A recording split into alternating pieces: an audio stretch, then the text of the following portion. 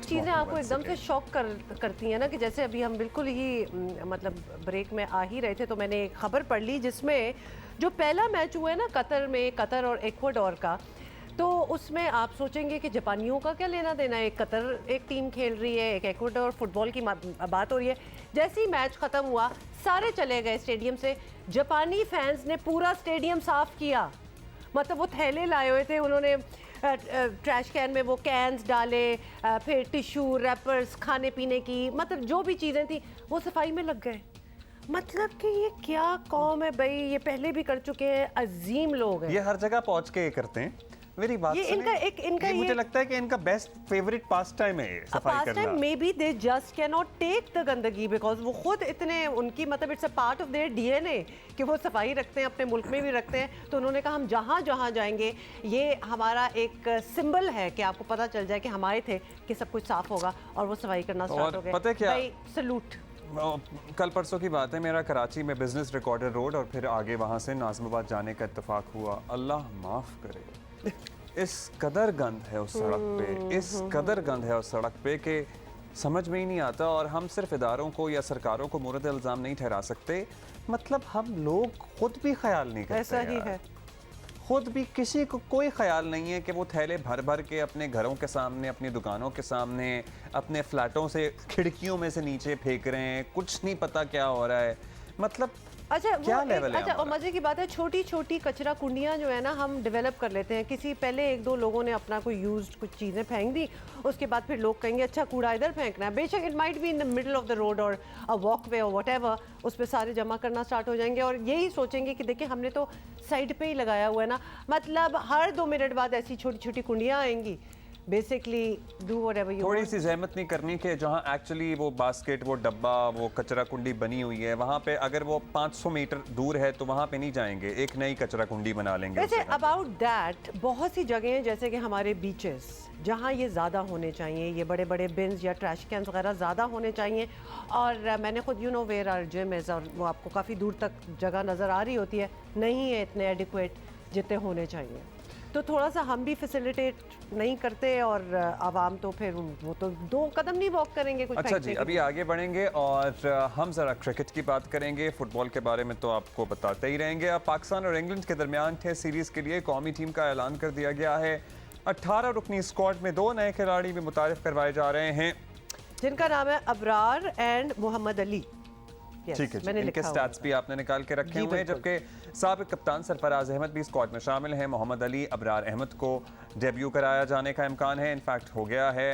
इनका नाम तो अनाउंस, यासिर शाह, हसन अली और फवाद आलम टीम में जगह नहीं बना सके हैं।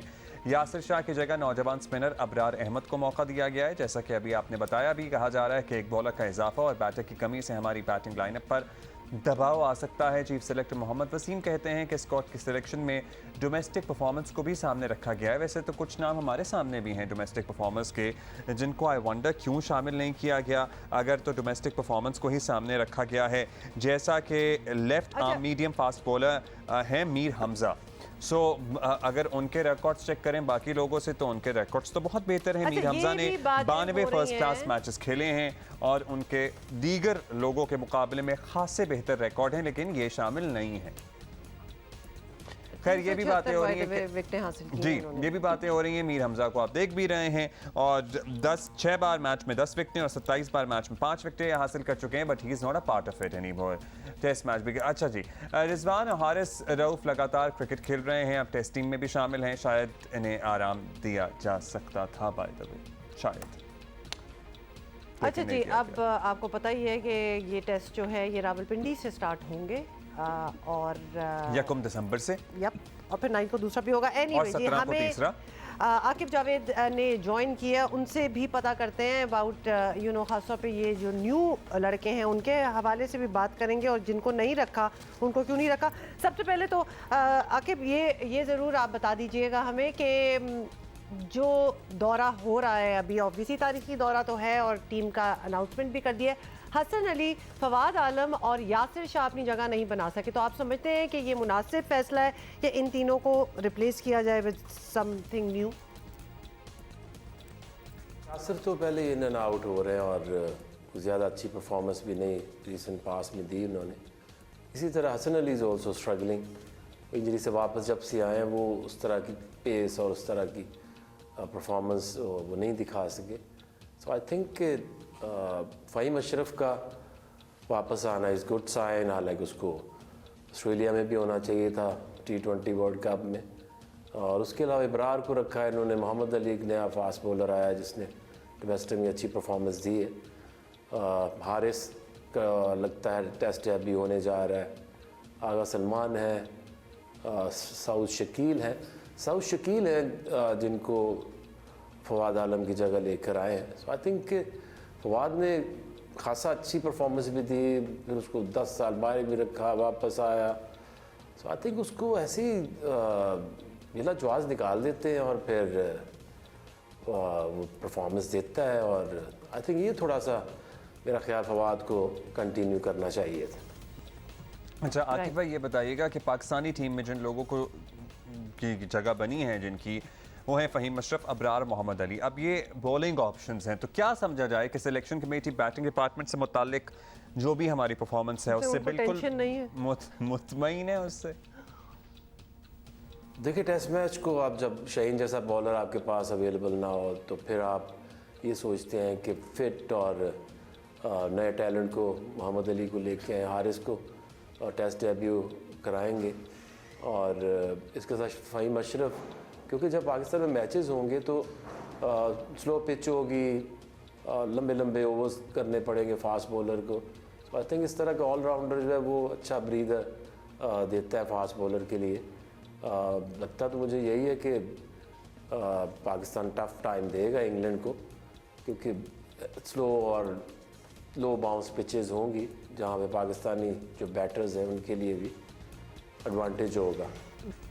अच्छा ये भी बता दें, क्योंकि इसकी अब हम कुछ क्लैरिटी चाहिए, शाहीन की इंजरी के बाद यहाँ एक और सवाल डेफिनेटली ये है कि बाबर रिजवान और हारिस रऊफ जो हैं वो कई माह से मुसलसल क्रिकेट खेल रहे हैं विदाउट अ ब्रेक, और अब नई टीम में भी शामिल हैं, तो क्या उनमें से किसी को रेस्ट की ज़रूरत नहीं है? थोड़ा सा ब्रेक हो जाए, कोई बंदा इंसान एक पर्सपेक्टिव लेके आता है, रिफ़्रेश होके आता है, तो खुदा ना खास्ता क्या मज़ीद किसी की अगर इंजरी का, अगर ऐसे खेलते रहे तो हम बस कहना ये चाह रहे हैं कि इंजरी का रिस्क जो है वो बढ़ जाता है। देखिए इंसान को, आप किसी भी बॉलर को या प्लेयर को आप तब रेस्ट देते हैं जब एक तो बहुत ज़्यादा क्रिकेट वो खेले और दूसरा जब कोई इंजरी हो।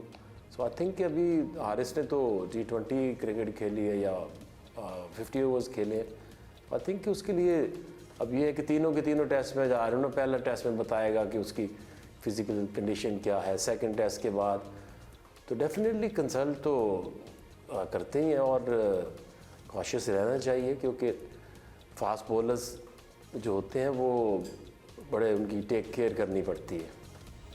केयर तो करनी चाहिए भी। बहुत शुक्रिया आपका आकिब भाई, thank you for being with us. अच्छा जी, मौसम ज़रा बदल गया है, हम बात करेंगे, अभी नहीं, ब्रेक लेनी है आई नो, बट कुछ चीज़ें होती हैं ना लवाजमात खाने की जो सर्दी से एसोसिएटेड हैं और मेरा ख्याल है कि उनका कोई सानी नहीं है। मुझे पता है आप क्या बात कर रहे हैं, लेकिन ब्रेक ले लेते हैं वरना फिर हम, अब क्योंकि खाने की जब बात स्टार्ट होगी ना फिर हम रुक नहीं सकते। मगर ये बात वाज़ेह है कि अब तक किसी ने साग नहीं भेजा है मुझे अच्छा बना हुआ, और अगर इसको किसी ने भेज दिया और मुझे नहीं भेजा तो ये तो एक जंग, फिर घमसान का रन ये पड़ेगा। तो बहुत सिचुएशन पैदा हो जाएगी।